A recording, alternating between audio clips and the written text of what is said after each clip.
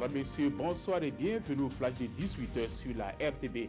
Les députés du groupe parlementaire MPP ont achevé leur première journée parlementaire hier à Dori, dans le Sahel.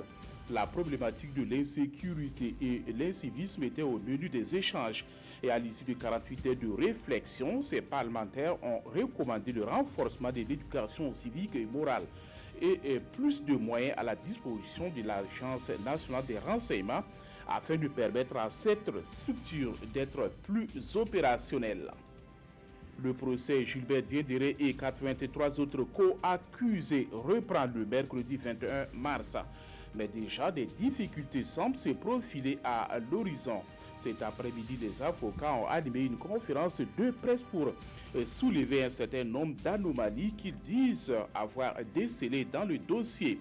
Selon ces avocats, si les choses restent en l'état, l'audience du mercredi prochain risque de connaître le même sort que la première.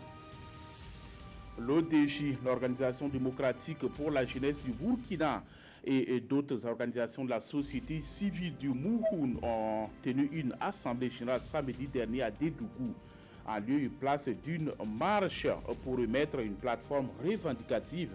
C'est finalement une assemblée générale que les cotonculteurs ont tenue pour discuter de leurs préoccupations, notamment la répartition des dettes impayées du coton.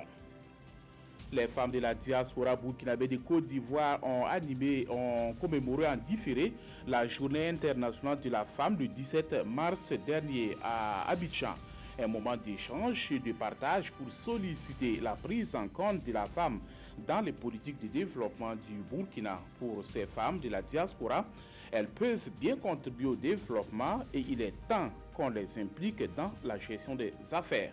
La célébration du 8 mars à Abidjan est une initiative de l'Association des femmes leaders de la diaspora burkinabé de Côte d'Ivoire. Sans surprise, Vladimir Poutine a été triomphalement réélu hier dimanche pour un quatrième mandat à la tête de la Russie avec près de 75% des voix selon des résultats partiels. C'est 12 points de plus qu'en 2012. Seul bémol, dans cette victoire, le taux de participation ne dépasserait pas les 64% selon un institut de sondage russe. C'est moins qu'en 2012 et bien loin des 70% visés par le Kremlin.